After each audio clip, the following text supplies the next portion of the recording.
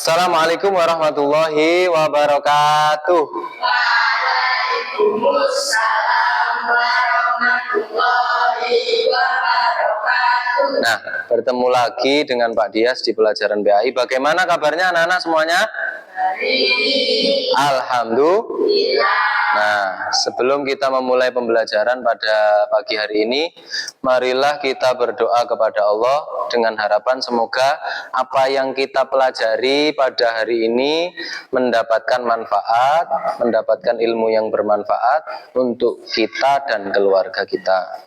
Amin ya robbal alamin. Berdoa silahkan dipimpin oleh Aska.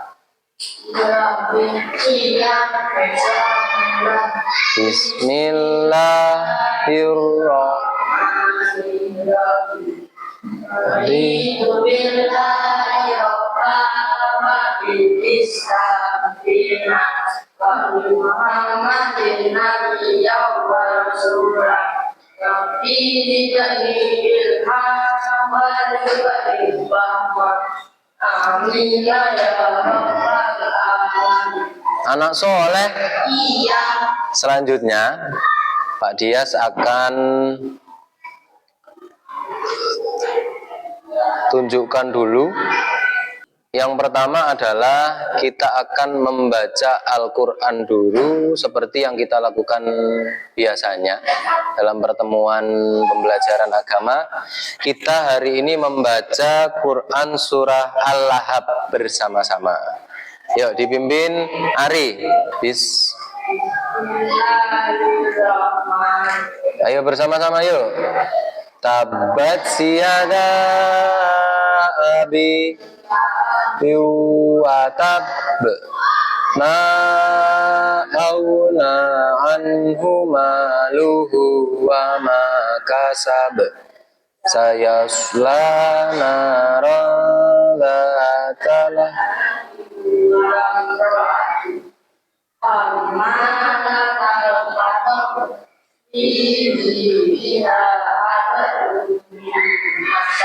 Nah, semoga dengan bacaan Al-Quran kita akan mendapat berkah dari Al-Quran, syafaat dari Al-Quran. Amin ya rabbal alamin. Materi minggu lalu, ada yang masih ingat anak-anak? Masih? Ya, Pak Dias ingatkan kembali. Materi minggu lalu adalah Quran surah Al-Ma'idah nomor 5 ayat ketiga dan surah Al-Hujurat nomor 49 ayat 13. Dan materi hari ini adalah qadha dan qadar. Sebelum kita masuk kepada materi, Pak Dias ada sedikit motivasi untuk kalian bahwa setiap manusia yang hidup itu tidak luput dari ketetapan atau takdir dari Allah. Jadi manusia yang hidup di dunia ini tidak ada yang tidak mempunyai takdir. Semuanya memiliki takdir. Pertanyaan yang akan Pak Dia sampaikan sebelum kita masuk ke dalam materi adalah apa yang dimaksud qadha dan qadar? Terus apakah menurutmu segala sesuatu di dunia ini sudah ditentukan oleh Allah dan mengapa? Dan yang ketiga, bagaimana perasaanmu ketika sesuatu tidak berjalan sesuai dengan harapan? Jadi pertanyaan-pertanyaan ini akan terjawab ketika kalian sudah mendengarkan dan memahami materi yang Pak Dia sampaikan hari ini. Terus selanjutnya tujuan pembelajaran kita ada beberapa. Yang pertama yaitu pengertian dari qadha dan qadar, menjelaskan pengertian qadha dan qadar. Yang kedua menyebutkan contoh-contoh penerapan. Jadi yang ketiga menjelaskan hubungan antara keduanya. Yang selanjutnya mengaitkan ajaran tentang qadha dan qadar dengan kehidupan sehari-hari. Terus yang selanjutnya menggambarkan akhlak yang baik sesuai ajaran Islam dalam menerima ketentuan Allah. Yang keenam, mengaplikasikan keyakinan tentang qadha dan qadar dalam perilaku dan sikap siswa sehari-hari. Jadi yang ketujuh, aktif dalam diskusi mengenai qadha dan qadar. Sebelum lanjut ke materi, Pak Dias, ada permainan yang itu adalah permainan up dan down. Mungkin sudah ada yang tahu ya sedikit. Jadi nanti peraturannya ketika Pak Dias bilang up, itu tangan yang paling bawah ke atas. Kalau Pak Dias bilang down, tangan yang paling atas ke bawah. Yuk kita mulai permainannya. Hitungan ketiga. 1, 2, 3, up. Up. Up. Up. Up. Nah, beri tepuk tangan dulu untuk kita semuanya. Tes konsentrasi berarti. Kita masuk kepada materi. Jadi yang pertama adalah pengertian dari qadha. Dan qadha itu adalah ketetapan atau keputusan Allah yang telah ada sejak zaman azali. Jadi qadha ini adalah berbentuk ketetapan Allah yang sudah ada dan tidak akan bisa berubah sampai dunia berakhir. Jadi sudah tertulis di kitab yang namanya Lauh Mahfuz dulu. Qadha itu mencakup segala sesuatu yang telah ditetapkan Allah, yang sudah terjadi maupun yang akan terjadi. Jadi qadha itu sudah ditetapkan juga dan tidak akan bisa berubah kalau qadha. Terus selanjutnya adalah qadar. Qadar itu adalah pelaksanaan atau kenyataan, realisasi dari qadha. Jadi kenyataan dari qadha itu berbentuk qadar. Qadar itu adalah ketetapan Allah sesuai dengan kehendaknya dalam waktu tertentu. Selanjutnya, jenis-jenis qadha dan qadar. Jadi qadha dan qadar itu juga mempunyai jenis ya. Yang pertama adalah namanya takdir mubrom. Pengertian dari takdir mubrom ialah yang telah ditetapkan Allah secara mutlak dan tidak dapat berubah oleh siapapun, termasuk manusia. Misalnya Aska, takdirmu tak ubahkah menjadi kodok?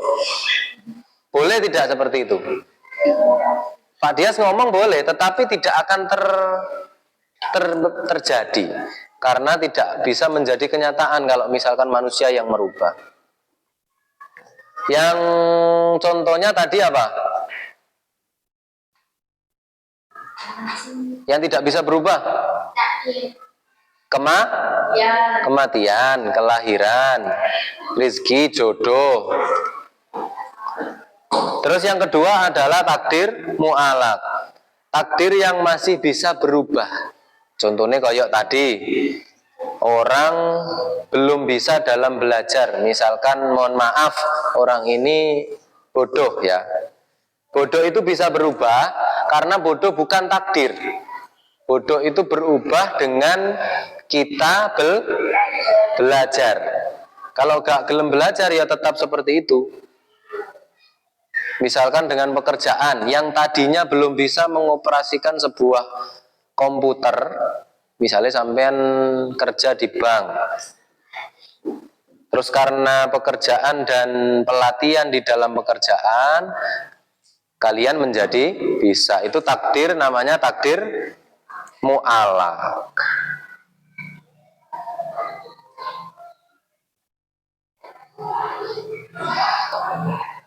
Kira-kira sampai sini ada pertanyaan? Tidak.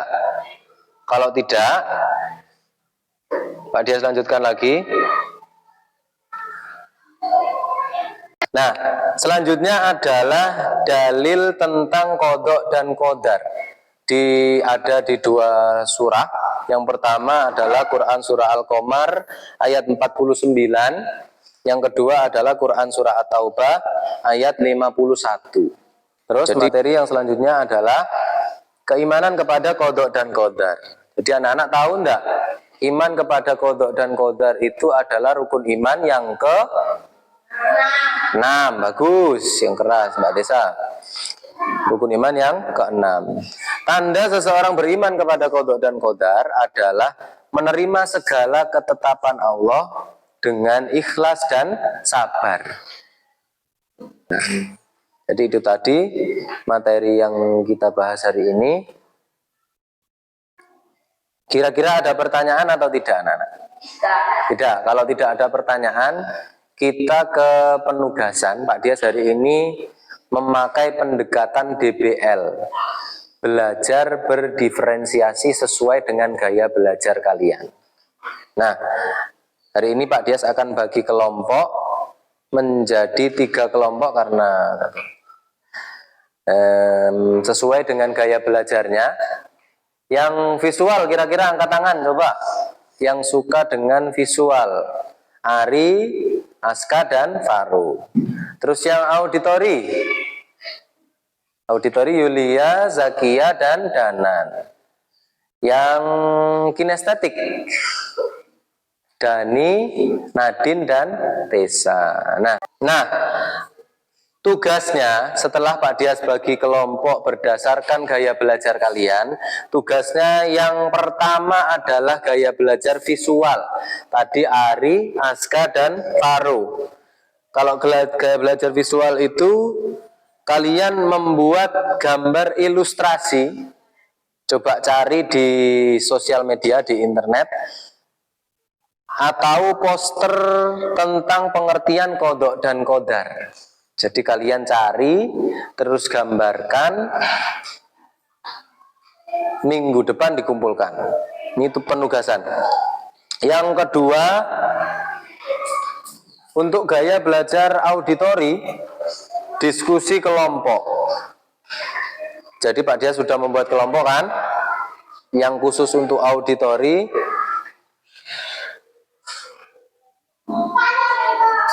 Kelompoknya akan mendiskusikan tentang contoh penerapan kodok dan kodar. Contoh penerapan kodok dan kodar bisa dilihat di buku dan di internet. Terus setelah kalian membuat berdiskusi, maksudnya berdiskusi tentang contoh kodok dan kodar dalam kehidupan sehari-hari, kalian akan mempresentasikan di depan. Yang ketiga adalah gaya belajar kinestetik. Jadi kalau gaya belajar kinestetik itu membuat ada 3 kegiatan. Yang pertama, drama singkat. Siswa membuat drama sederhana yang menggambarkan penerapan kodok dan kodar. Kalau kinestetik tadi siapa? Tessa, Nadine, dan Dani. Atau membuat permainan edukatif, permainan yang menghibur. Kuis bergerak seperti kuisis yang ada di sana, Pak Dias akan siapkan. Nah, silahkan dikerjakan. Nah, itu tadi tugas-tugas yang kalian selesaikan dan presentasikan. Sekian pembelajaran pada hari ini. Kita teruskan minggu depan. Untuk itu, sebelum kita akhiri, kita tutup dengan bacaan doa bersama-sama, baca surah Hamdalah bersama-sama. Nah, sebelum itu kesimpulannya akan kita simpulkan bersama-sama bahwa kodok dan kodar itu adalah ketetapan Allah. Keimanan kepada kodok dan kodar mengajarkan manusia itu untuk percaya bahwa segala sesuatu yang terjadi di dunia ini telah diatur oleh Allah. Manusia tetap diwajibkan untuk berusaha, tetapi hasilnya tetap diserahkan kepada Allah. Itulah kesimpulannya. Masih ada pertanyaan, anak-anak? Tidak. Pak Dias akhiri. Mohon maaf apabila ada kesalahan. Bertemu lagi minggu depan. Wabillahi taufiq wal hidayah. Assalamualaikum warahmatullahi wabarakatuh. Waalaikumsalam.